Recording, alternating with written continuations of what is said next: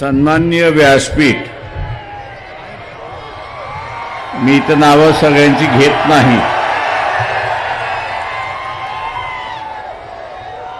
बौद्ध महासभेचे असणारे अध्यक्ष वानखडेजी आणि या ठिकाणी उपस्थित सर्व बंधूंनो आणि भगिनींनो,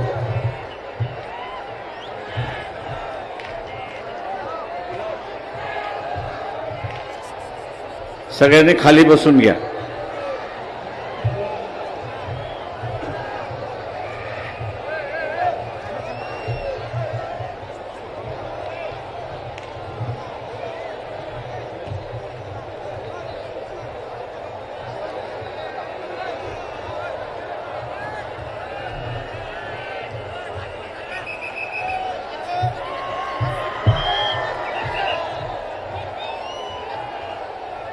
निसर्गाने आज आपल्याला उसण दिली असं मी त्या ठिकाणी मानतोय. मागचे 3-4 महिने पावसाने असणारा पूर्णपणे झोडपून काढले अशी असणारी परिस्थिती आहे.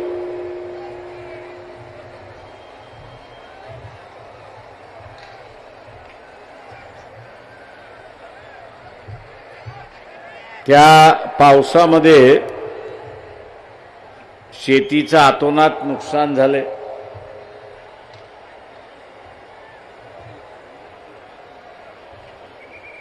शेतकरी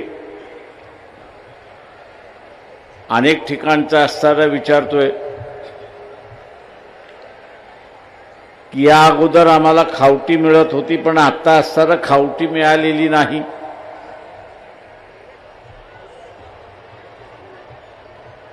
जे नुकसान झालंय त्या नुकसानाच्या संदर्भात सरकार पुढे मागे निर्णय घेईल आणि त्यावेळेस आम्हाला असणारं नुकसान भरपाई मिळेल. पण घरातलं सगळंच वाहून गेलं,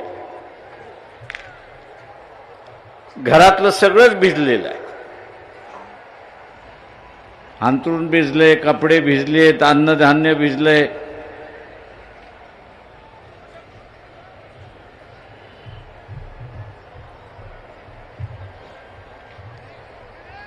आणि जगण्याचे प्रश्न उपस्थित राहिले.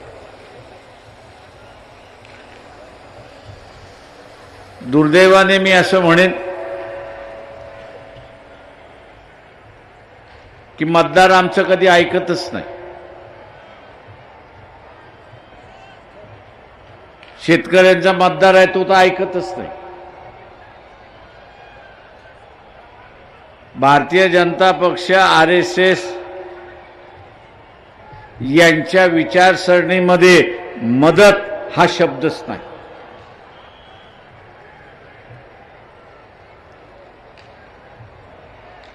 मदत हा असणारा शब्दच नाही.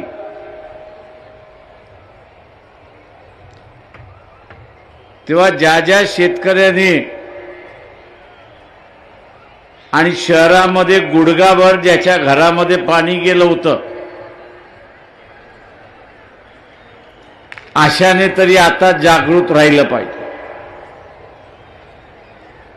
आता तरी त्यांनी धडा शिकला पाहिजे की पाणी ओसरलं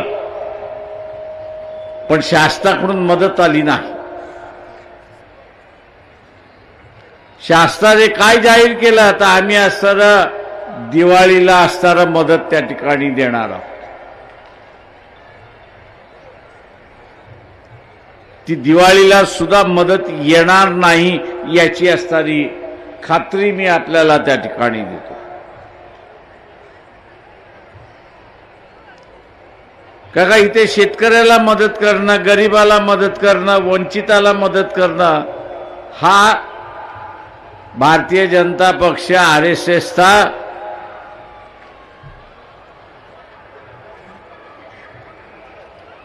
पायंडा नाही. त्यांचं म्हणणं आहे प्रत्येकाने आपापलं जगावं.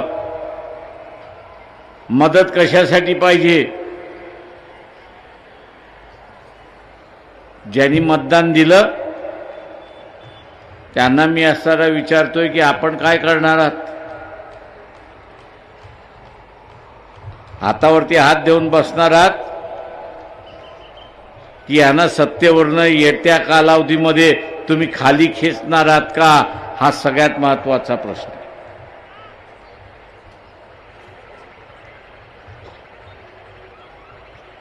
आज इथे असताना ओबीसी मराठा पुन्हा भांडणं लागायला,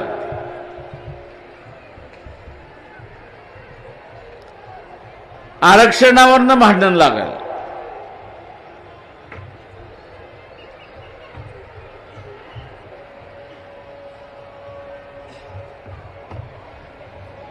थोडाफार पाऊस थांबला असं आपल्याला दिसलं तर ओबीसीचे असणारे मोर्चे निघायला सुरुवात.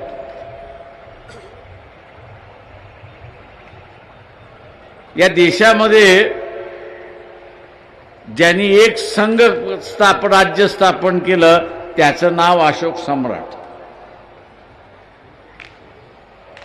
त्याचं नाव अशोक सम्राट. पण दुर्दैवाने या देशाला एक संघ करणारा अशोक सम्राट आहे हे सरकारही मान्य करायला तयार नाही आणि माझ्या समोर बसलेले मतदार जो आहे तोही मान्य करायला तयार नाही. अशी असणारी परिस्थिती. या देशातला मतदारही मान्य करायला तयार नाही. माझ्यासमोर प्रश्न असा विचार पडतो ते त्या अशोकाने भारताला एकत्र केलं, एक राज्य उभं केलं. इथल्या मतदारांना आवडलं नाही का? त्यांना असणारा ते भारत एक संघ राहावा हे मान्य नाही का? म्हणजे जसं अशोकाला उपरा मानल्या जाते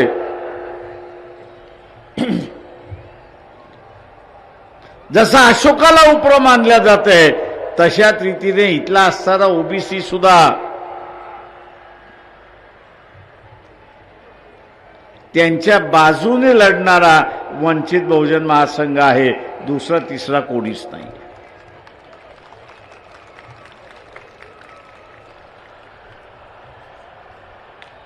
आरक्षणाचे फायदे ओबीसीला पाहिजे.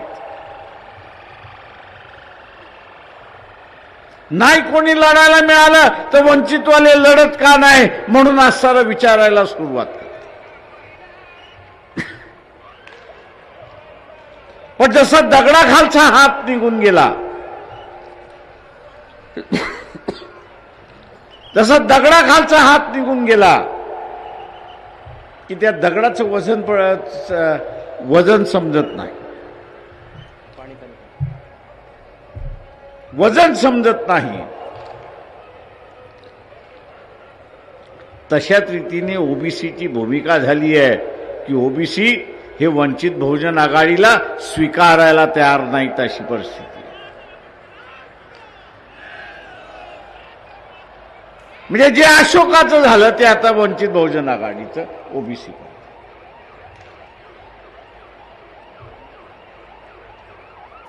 पण या ओबीसीना आम्ही आज सरळ सांगतो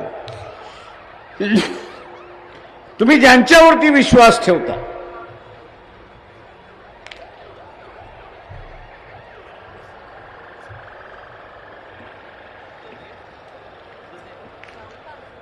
ज्यांच्यावरती विश्वास ठेवता आणि सगळ्यात मोठा विश्वास इथला असणारा बीजेपी आणि आरएसएस वरती आहे.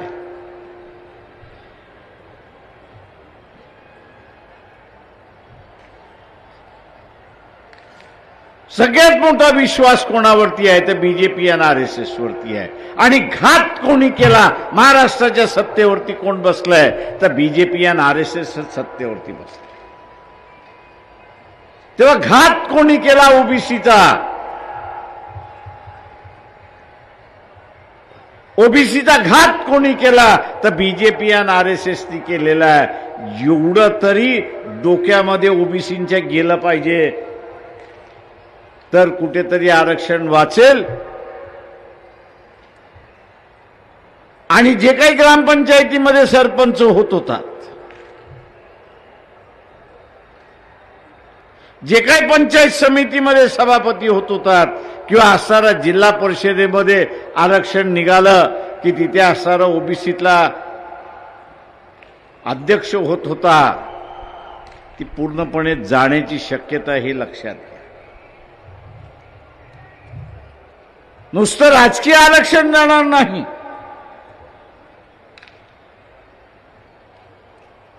नुसतं राजकीय आरक्षण जाणार नाही, शैक्षणिक आरक्षण जाईल. मी इथल्या असणाऱ्या ओबीसीना विचारतो, 1990च्या अगोदर घरामध्ये एखादा तरी डॉक्टर होता का ओबीसीच्या? एखादा तरी IAS अधिकारी होता का? एखादा तरी IPS अधिकारी होता का? किंवा उच्च पदाधिकारी होता का?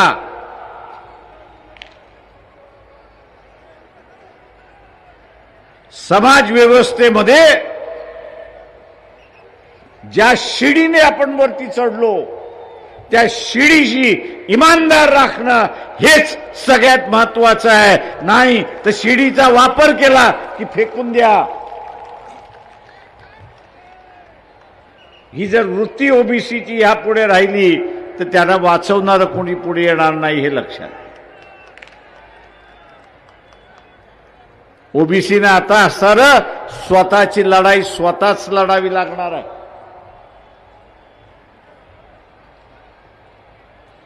आणि जे राजकीय नेत्यांवरती विश्वास ठेवत आहे ओबीसीच्या,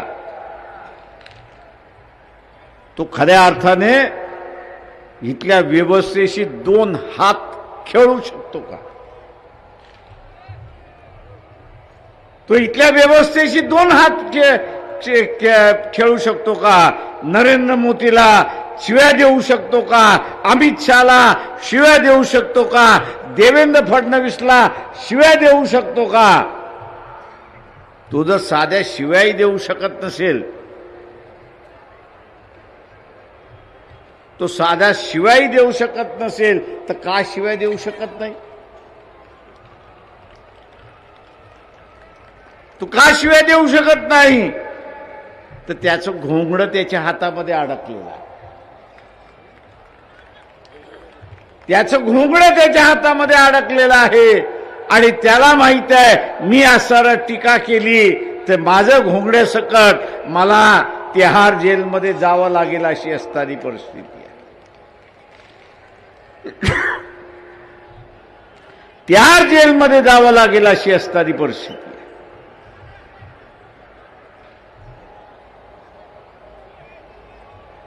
आणि म्हणून इथल्या असणाऱ्या ओबीसीना माझं सांगणं आहे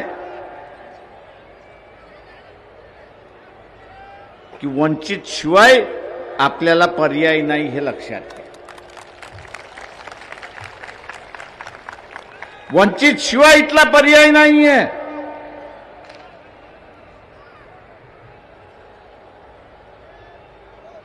उद्याच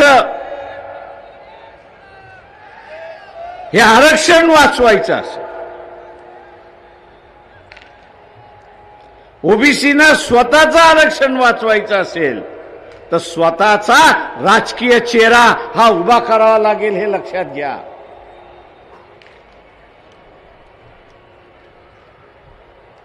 ओबीसी असं म्हणत असेल की मी माझा धार्मिक चेहरा उभा करणार, तर धार्मिक तुमच्याकडे नाहीच आहे.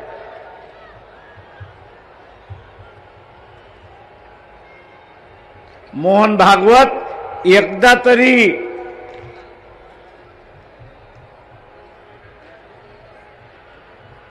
या शेगावच्या गजानन महाराजाच्या मंदिरामध्ये गेल्याच्या बातम्या ऐकल्यात का? मी गजानन महाराजांचं नाव घेतलं याचं कारण की मोहन भागवत अकोल्याला महिन्यातून एकदा येऊन जातात. 35 किलोमीटरवरती असणारं शेगावचं असणारं मंदिर आहे, गजानन महाराजाचं मंदिर आहे. एकदा तरी मी पंढरपूरचं घेतलं नाही मुद्दाम, ते लांब आहे अकोल्यापेक्षा, ते लांब आहे. तिथे हा बहुजनातला ओबीसीतला लाखो माणसं शेगावला जातात आणि हा बीजेपीचा मतदार आहे, त्याचं मन राखण्यासाठी तरी जा. अजिबात नाही. कदाचित आज मी बोलल्यामुळे पुढच्या आठवड्यात कधीतरी जातील अशी असतात लाजे काजेनं.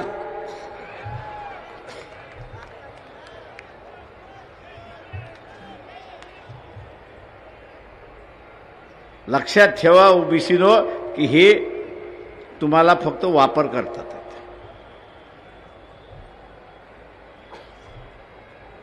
हे तुमचा फक्त वापर करतात आहेत,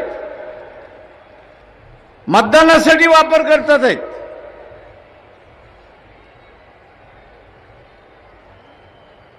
आणि मतदानाचा वापर करत सत्तेची सगळी चाव्या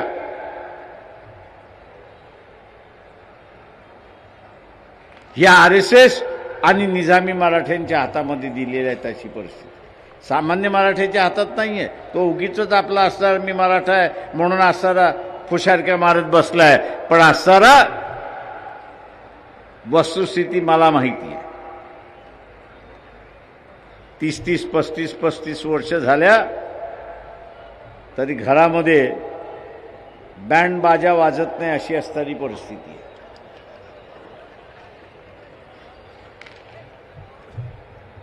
30-30, 35-35 वर्ष झाली तरी घरामध्ये बँड बाजा वाजत नाही अशी असणारी परिस्थिती आहे.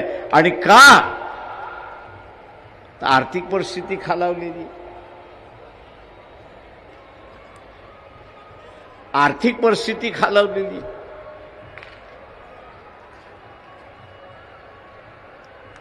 मित्रो,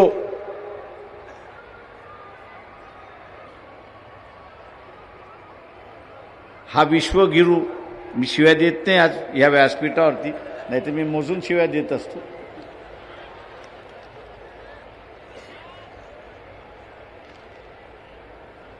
विश्वगुरूचं जागतिक व्यासपीठावरती जातो त्यावेळी जगातले नेते कसे त्याला बाजूला सारतात याच्या युट्यूबवरती रील्सच्या रील्स आहेत. अशी परिस्थिती.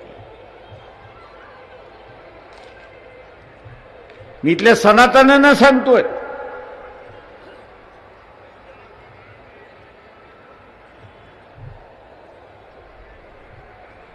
आज जगातला असणारा एकूण एक देश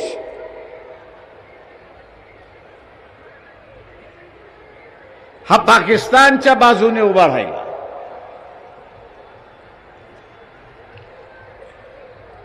अमेरिका तर हत्यार पुरवते, इराण सुद्धा हत्यार पुरवते, सौदी अरेबिया सुद्धा त्या ठिकाणी देते, फ्रान्स देते, इंग्लंड देते आणि रशिया सुद्धा देते. अशी परिस्थिती आहे. हे सनातनानो, बुद्धिमत्ता आहे म्हणून असं तुम्ही स्वतःला सांगताय, पण माझ्या दृष्टीने तुमच्यासारखे गाढवं कोणी नाहीत असं मी त्या ठिकाणी म्हणणार आहे.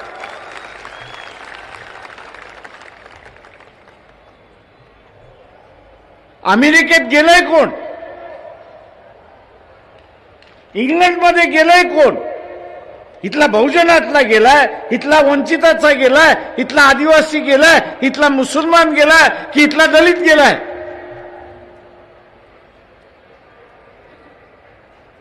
जो गेलाय तो सवर्ण गेलेला आहे.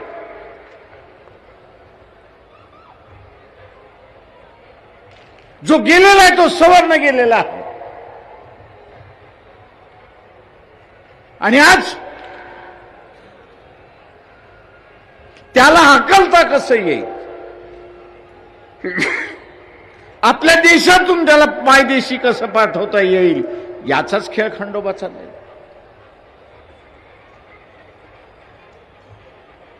आणि हा विश्वगुरू काय म्हणतो, माय फ्रेंड डोनाल्ड ट्रम्प,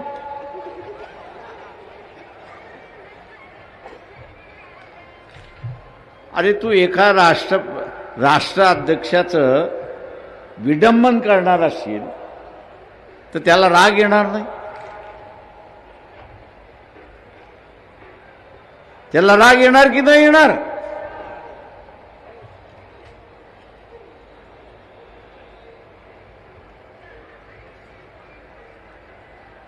आजची असणारी परिस्थिती अशी आहे की हा जो सगळा सवर्ण वर्ग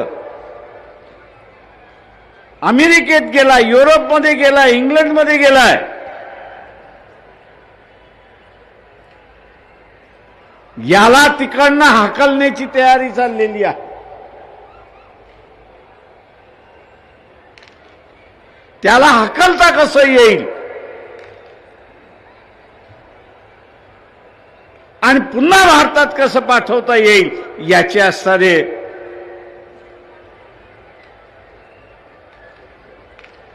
धोरणं आखल्या जात आहेत. अशी परिस्थिती आणि ती कशासाठी? ते काय भारतीयांच्या विरोधात नाही, ते भारताच्या विरोधात नाही, पण हा जो विश्वगुरू आहे,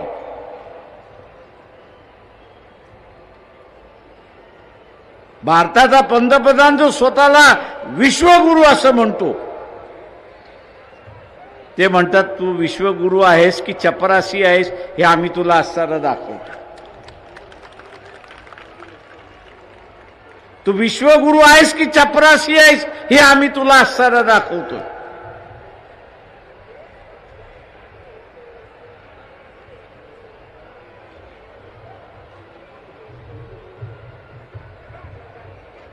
आणि हा चपरासी आहे दाखवण्यासाठी तिथल्या भारतीयांना, भारतीय गेलेले जे अमेरिकेमध्ये आहेत, इंग्लंडमध्ये आहेत, युरोपमध्ये आहेत, त्यांची असणारी हकालपट्टी करण्याची सुरुवात झाली.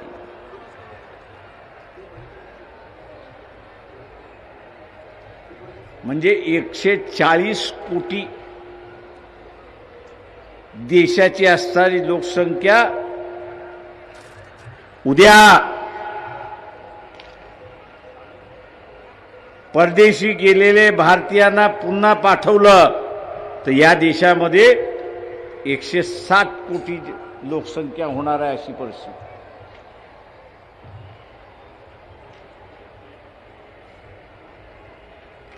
आता हे जे बाहेरून येणार आहेत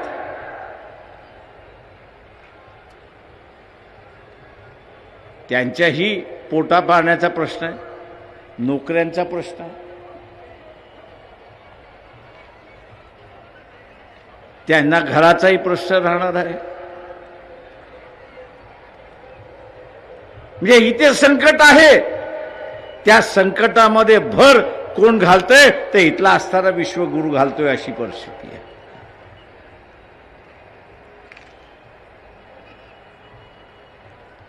भर कोण घालतोय तर विश्वगुरू घालतोय अशी असणारी परिस्थिती आहे. आणि दुसऱ्या बाजूला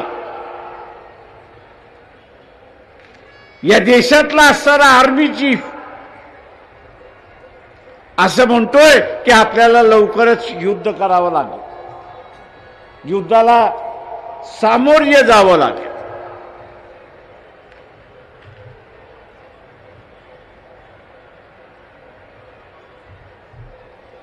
आपण सिंधूरच्या नंतर पाकिस्तानला हरवलं याच्याबद्दल दुमत नाही का त्याच्याकडे हत्यारच नव्हती, लढायला काहीच साधनं त्याच्याकडे नव्हती म्हणून आपण हरवलं. आज पाकिस्तानला साध्य आणि साधनं अमेरिका देतोय, इंग्लंड देतोय, फ्रान्स देतोय, चायनाही त्या ठिकाणी देते.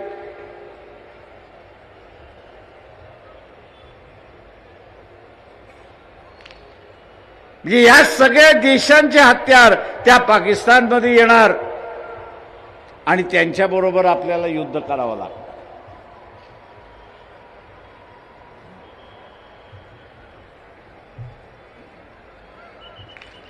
RSS वाले, भारतीय जनता पक्षवाले भारतीय मुसलमानांची भीती घालतात की इथली मुसलमानांची संख्या वाढते, मुसलमानांनी लव जिहादचा कार्यक्रम आखलेला आहे,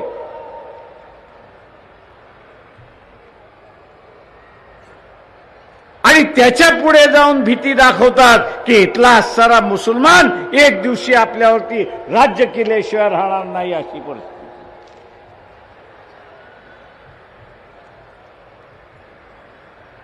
एक दिवस मुसलमान आपल्यावरती राज्य केल्याशिवाय राहणार नाही. आम्ही त्यांना म्हणतो, अरे बाबा, सेन्सस तर पहिल्यांदा करा. सेन्सस मधनं मुसलमानाची संख्या वाढली की कमी झाली याची आकडेवारी आपल्याला कळेल. पण सेन्सस करायचं नाही, माहिती बाहेर येऊ द्यायची नाही, पण आपलं रटानं त्या ठिकाणी चालू ठेवायचं की इथला असणारा मुसलमान जो आहे तो आपल्यावरती राज्य करतो. मी इथल्या सनातन्यांना विचारतोय, हे उरलेले सगळे राज्य जे पाकिस्तानला मदत करतायत,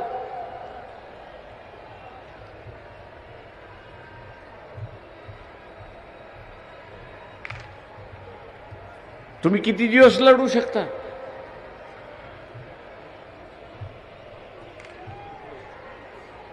भारतीय सैन्य लढायला तयार आहे, पण भारतीय सैन्याला लागणार हत्यारं येणार कुठून? सामुग्री येणार कुठून? सिंदूरच्याच वेळेस सांगण्यात आलं होतं की 22 दिवसाची आपल्याकडे असणारा सामुग्री आहे, आणि पाकिस्तानकडे येणारी सामुग्री जी आहे ती जगाकडून येणारी असणारी सामुग्री आहे.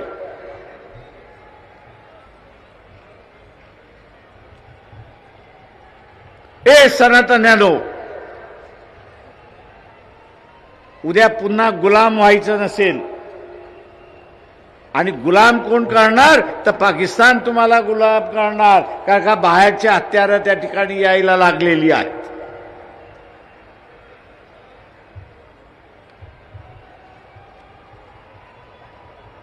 ही परिस्थिती थांबवायची असेल तर या विश्वगुरूला पहिल्यांदा टाटा बाय बाय करा. त्याचं आणि जगाचं भांडण नाही, देशाचं भांडण नाही.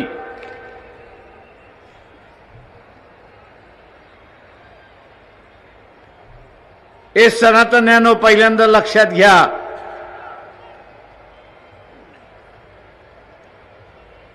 या युद्धामध्ये काही होऊ शकतं.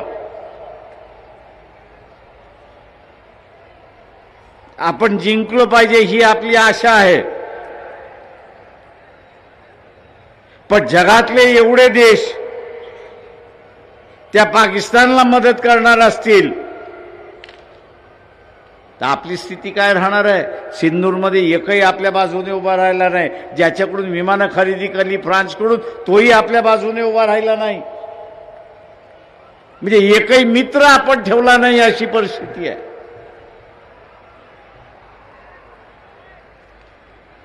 आज एकही मित्र आपला नाही, अशी असणारी जगामधली परिस्थिती. आणि त्याला कारण एकमेव, आणि ते म्हणजे हा विश्वगुरू, देशाचा पंतप्रधान नरेंद्र मोदी.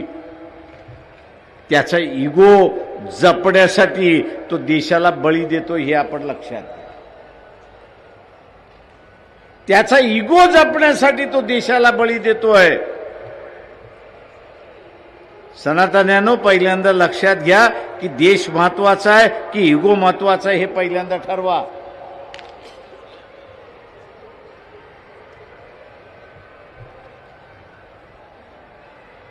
इगो महत्वाचा आहे की देश महत्वाचा आहे, हे पहिल्यांदा ठरवा. देश महत्वाचा असेल तर या इगोलाच्या माणसाला टाटा बाय बाय करा आणि देशाला वाचवा, एवढंच सांगणं आहे.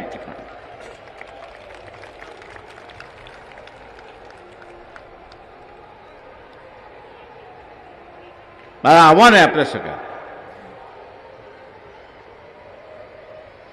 की मेल्या मुर्द्यासारखे या देशातल्या माणसाने जगता कामा. ज्या लडाखने हिंमत दाखवली, ज्या लडाखने हिंमत दाखवली, ज्या आसाम मधल्या आदिवासींनी हिंमत दाखवली, आम्ही आमच्या अधिकारासाठी लढू, आम्ही आमच्या अधिकारासाठी लढू.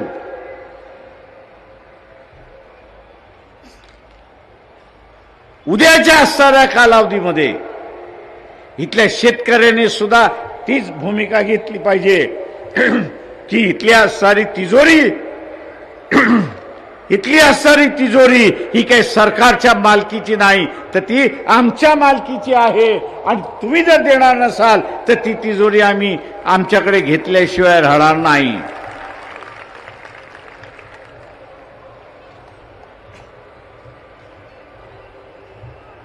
जोपर्यंत शेतकरी हे करत नाही तोपर्यंत त्याचं दुःख संपणार नाही. जोपर्यंत शेतकरी हे करणार नाही तोपर्यंत त्याचं दुःख संपणार नाही. जातीच्या नावाने मतदान देतो, धर्माच्या नावाने मतदान देतो आपण, आणि घेणारा काय म्हणतो की ह्यांनी मला थोडी विकासासाठी मतदान दिलेलं आहे, जात आणि धर्मासाठी दिलेलं आहे, तेवढं तो टिमकी वाजवत बसतो 5 वर्ष. अशी परिस्थिती आहे.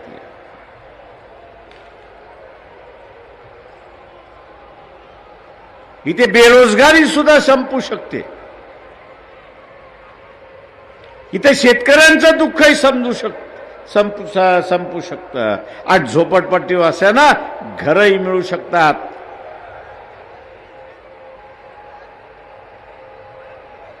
पण इथली जनता हिंमत दाखवणार आहे की नाही हा त्याच्यातला महत्वाचा.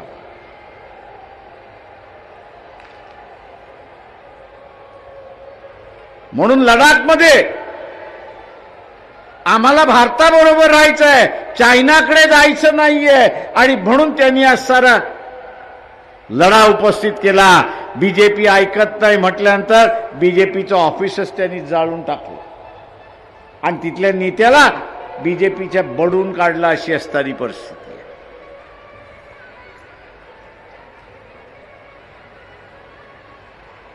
तेच आपण असणारा आसाममध्ये बघतोय. अडाणीला असणारा 4000 हेक्टर जागा दिली, आदिवासींची जागा दिली, आदिवासी रस्त्यावरती उतरले आणि शासनाला सांगितलं हे जर मागे घेतलं नाही तर तुझेच 12 वाजवल्याशिवाय आम्ही राहणार नाही. ही परिस्थिती आहे. आम्ही 12 तुमचे वाजवल्याशिवाय राहणार नाही. ही परिस्थिती आहे. इथल्या शेतकऱ्यांनी सुद्धा तीच भूमिका घेतली पाहिजे. तू आम्हाला असणारं अनुदान देतोयस की नाही सांग.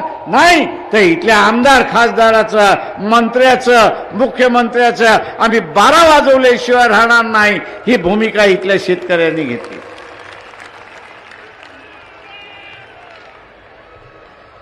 तुम्हाला मत दिली, सत्ता दिली म्हणजे तुम्ही आमचे मालक झालेला नाही. तुम्हाला मत दिलं, सत्तेवरती बसलात म्हणजे तुम्ही आमचे मालक झालेला नाही आहात. आणि मालक होण्याचा प्रयत्न करणार असाल तर आम्ही तुम्हाला आपटल्याशिवाय राहणार नाही. ही भूमिका आपण त्या ठिकाणी घेतली. आणि म्हणून मित्रो,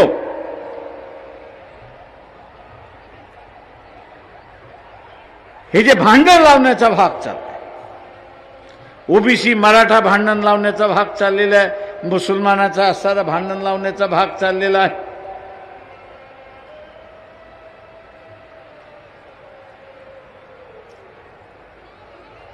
हा एकच उद्देश आहे, तो म्हणजे सामान्य माणसामध्ये असणारा एकोपा होऊ नये म्हणून. सामान्य माणसामध्ये एकोपा होऊ नये म्हणून चाललेला भाग आहे. अशी असणारी परिस्थिती आहे. यांच्याकडे पैसे नसतील मान्य आहे, पण बाबा तुमची श्रीमंती कशी वाढते हे आम्हाला सांगा. तुम्ही असणारा गुगलवरती गेलात ते महाराष्ट्रातल्या निवडून गेलेले नेते आहेत, यांच्या संपत्तीचं विवरण तुम्हाला असणारं मिळतं. 5 वर्षाच्या कालावधीमध्ये डबल होतं अशी परिस्थिती आहे. अरे बाबा, हे तुमचं डबल कसं झालं हे आम्हाला सांगा. मी तुमचा फॉर्म्युला आम्ही सुद्धा वापरतो आणि आमचं इन्कम डबल करतो आणि आमची गरिबी आम्ही दूर करतो. तो फॉर्म्युला तरी आम्हाला सांगा.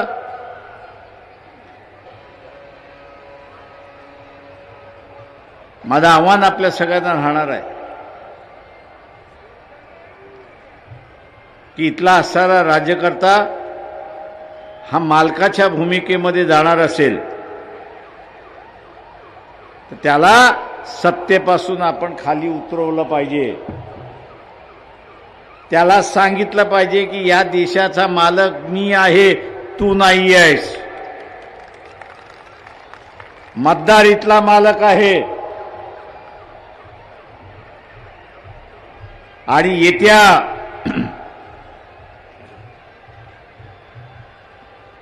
जिल्हा परिषद, पंचायत समिती, नगरपालिका, महानगरपालिका यामध्ये ओबीसीने पहिल्यांदा खूनगाठ बांधावी की या सरकारच्या पाठीमागे जे उभे राहील, काँग्रेसही उभं राहिलं, एनसीपी उभं राहिलं, दोन्हीही शिवसेना उभे राहिले, यांना आम्ही मतदान देणार नाही, ही खूनगाठ ओबीसीने त्या ठिकाणी बांधली पाहिजे. मग आमचं मत कोणाला? तर आमचं मत ओबीसीला, आमचं मत एससीला, आमचं मत एसटीला. याच्यापैकी कोणी मिळालं नाही तर आमचं मत मुसलमानाला. पण ज्यांनी आमचं आरक्षण काढून घेतलेलं आहे त्यांना आम्ही अजिबात मतदान करणार नाही. ही भूमिका आपण घ्याल एवढी अपेक्षा बाळगतो आणि आपली रजा घेतो. जय भीम, जय भारत. धन्यवाद साहेब. आजच्या कार्यक्रमाचा आभार विजय जाधव साहेब करतील अशी विनंती आहे. 1 मिनिट आपण थांबायचं आहे. तथागत भगवान गौतम बुद्ध बोधिसत्व डॉक्टर बाबासाहेब आंबेडकर यांना अभिवादन करतो.